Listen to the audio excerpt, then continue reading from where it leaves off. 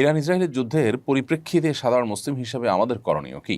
Iran ইসরায়েলের যুদ্ধের প্রেক্ষিতে শুধু নয়, বর্তমান জমানাতে অনেক ঘটনা প্রবাহ আছে, যে ঘটনা প্রবাহে আসলে আমাদের প্রপার কোনো ডিসিশন নেওয়া সবসময় ইজি নয়, বরং ধোঁয়াশায় পরিপূর্ণ এবং ফিতনায় পরিপূর্ণ। কিয়ামতের আগে আসলে ফিতনা এমনভাবে পতিত হবে, ধোঁয়াশা বিভ্রান্তি এমনভাবে ছেয়ে যাবে যে আমরা আসলে সিদ্ধান্তহীনতায় ভুগতে হবে, এবং সঠিক এবং বেঠিক সিদ্ধান্ত বের করে আসা, সঠিক এবং বেঠিক পথ নিরূপণ করা, এটা কঠিন একটা ব্যাপার হয়ে দাঁড়াবে।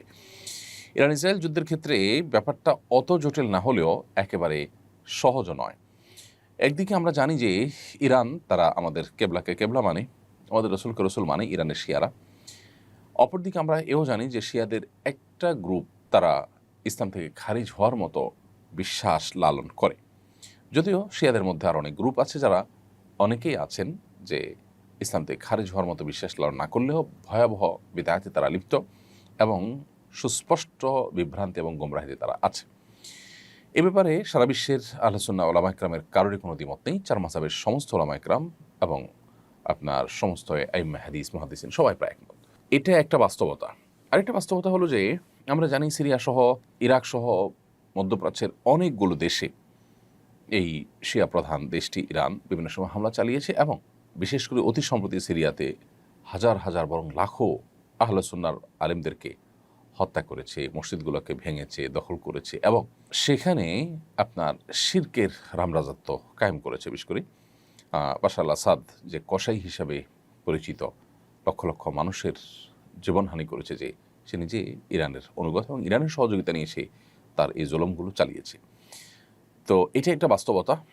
আবার ইহুদি রাষ্ট্রটির যে জুলুম দীর্ঘকাল পর্যন্ত ফিলিস্তিন সহ গোটা মুসলিম বিশ্বের বিরুদ্ধে যে ভয়াবহ এবং সবচেয়ে খুল্লম খোলা শত্রুতায় লিপ্ত, এটা তো আজকে নতুন নয়। এবং কোরআন কারীমে আল্লাহ বলেছেন, লা তাজিদান্না আশাদ্দান্নাসি আদাওয়াতান লিল্লাযিনা আমানুল ইয়াহুদ, ইমানদারদের সবচেয়ে বেশি কঠোর শত্রুতা করতে দেখবেন ইহুদিদেরকে, হে রাসূল, এবং এরপরে যারা মুশরিক তাদেরকে। আজও আমরা দেখছি যে আমাদের পার্শ্ববর্তী দেশের মুশরিক দেশ এবং এই ইহুদি দেশ, উভয় দেশ পৃথিবীর যে কোনো প্রান্তে মুসলমানদের বিরুদ্ধে তারা ঐক্যবদ্ধ এবং সবচেয়ে বেশি সোচ্চার। তো এই জন্য যারা আমাদের আহলে কেবলা নয়, সেই ইহুদিদেরকে এক সাইডে রাখলে অবশ্যই শিয়ারা, যারা আমাদের কেবলাকে কেবলা মানেন, যাদের সাথে আমাদের অনেক দিক থেকে মিল আছে, তারা আমাদের সন্দেহাতীতভাবে আমাদের বহু কাছাকাছি, সেই জায়গা থেকে তাদের প্রতি আমাদের সিম্প্যাথি, তাদের প্রতি আমাদের সমর্থন থাকার কথা সূরা রুমের মূলনীতির আলোকে।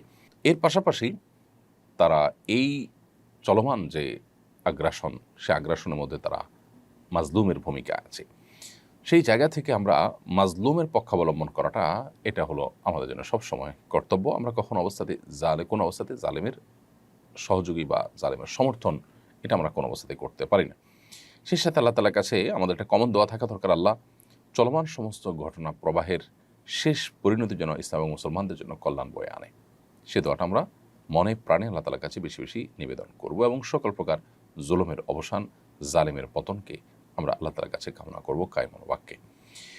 এবং সেই সাথে ইরান এবং শিয়া যারা আছেন, তাদের প্রতি আমাদের আহ্বান থাকবে যে এই রকম পরিস্থিতিতে আজ সারা বিশ্বের প্রায় আহলে সুন্নাহর আলেম এবং শাসকরা ইরানের তাদের প্রিভিয়াস যে আহলে সুন্নাহর আলেমদের প্রতি জুলুম, নির্যাতন, তাদের প্রতি আপনার হত্যাযজ্ঞ, এগুলো সত্ত্বেও ইরানের প্রতি তাদের যে সিম্প্যাথি, ইরানের প্রতি তাদের যে সমর্থন, সেটা তারা জানাচ্ছেন। অতএব তারাও ভবিষ্যতে আহলে কেবলা নিজের স্বগোত্রীয় ভাইদের সাথে আচরণ করার ক্ষেত্রে তারা যেন আরও দায়িত্বশীলতার পরিচয় দেন। উচ্চ মাধ্যমিক শ্রেণীতে এনসিটিবি কর্তৃক প্রণীত ইসলামের ইতিহাস ও সংস্কৃতি বই নিয়ে সমালোচনা হচ্ছে। এই বইটি একাধিক সাহাবীর ব্যাপারে সমালোচনামূলক রচনা আছে। এই বইটিতে একাধিক সাহাবীর ব্যাপারে সমালোচনামূলক রচনা আছে। সাহাবীর মর্যাদা সম্পর্কে ইসলামের নির্দেশনা জানতে চাই।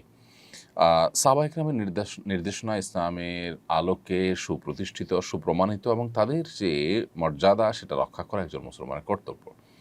নবী করিম সাল্লাল্লাহু আলাইহি সাল্লামের পরিষ্কার হাদিস রয়েছে, আমার সাহাবীরা তারা হেদায়েতের উপর আছে, তাদেরকে তোমরা যদি পথ নির্দেশ গ্রহণ করো তাহলে তোমরা হেদায়েত প্রাপ্ত হয়ে যাবে। তাদেরকে গালি দিও না, লা তাসুব্বু আসহাবী, তোমরা আমার সাহাবীদের সমালোচনা করো না।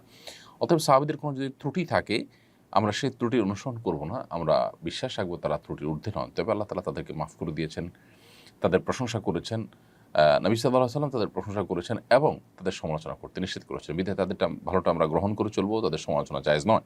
এবং কোরআনে কারিমে আল্লাহ তাআলা সাহাবায়ে কেরামের প্রশংসা ভূয়সী প্রশংসা করেছেন বিভিন্ন জায়গায়। আল্লাহ বলেছেন যে মুহাম্মদুর রাসূলুল্লাহ ওয়াল্লাযীনা মাআহু আশিদ্দাউ আলাল কুফফার রুহামাউ বাইনাহুম তারাহুম রুকআন সুজদান ইয়াবতাগুনা ফাদলাম মিনাল্লাহি ওয়া রিদওয়ানা সীমাহুম ফি উজুহিহিম মিন আথারিস সুজুদ যালিকা মাসালুন ফিত তাওরাতি ওয়া মাসালুন ফিল ইনজিল কাযারআইন আখরাজা শাতআহু ফাআযারাহু ফাস্তাগলাযা ফাস্তাওয়া আলা সুকি। এই যে মুহাম্মদুর রাসূলুল্লাহ ওয়াল্লাযীনা মাআহু, এই আয়াতে আল্লাহ তাআলা সাহাবীদের কথা বলেছেন যে মুহাম্মদ আল্লাহর রাসূল, ওয়াল্লাযীনা মাআহু আশিদ্দাউ আলাল কুফফার, এবং যারা তার সঙ্গে আছেন তারা কাফেরদের উপরে কঠোর, পরস্পর তারা বিনয়ী বিনম্র, একে অন্যের প্রতি দয়ালু। তারপর তাদেরকে সবসময় দেখবেন রুকুতে সিজদাতে তারা আল্লাহর সন্তুষ্টি শুধু আশা করে এবং তাদের সিজদার আলামত তাদের চেহারায় ফুটে ওঠে। আর অনেক প্রশংসা আল্লাহ তাআলা তাদের করেছেন। আল্লাহ বলেছেন রাদিয়াল্লাহু আনহুম ওয়া রাদু আনহু, তাদের প্রতি আল্লাহ তাআলা সন্তুষ্ট হয়েছেন, তারা আল্লাহর প্রতি সন্তুষ্ট হয়েছেন।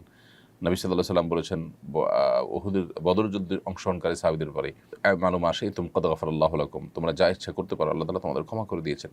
এই হাদিসগুলো সবগুলো প্রমাণ করে যে নবী সাল্লাল্লাহু আলাইহি সাল্লাম এর সাহাবীদের মর্যাদা আল্লাহ তাআলার কাছে কত বড়।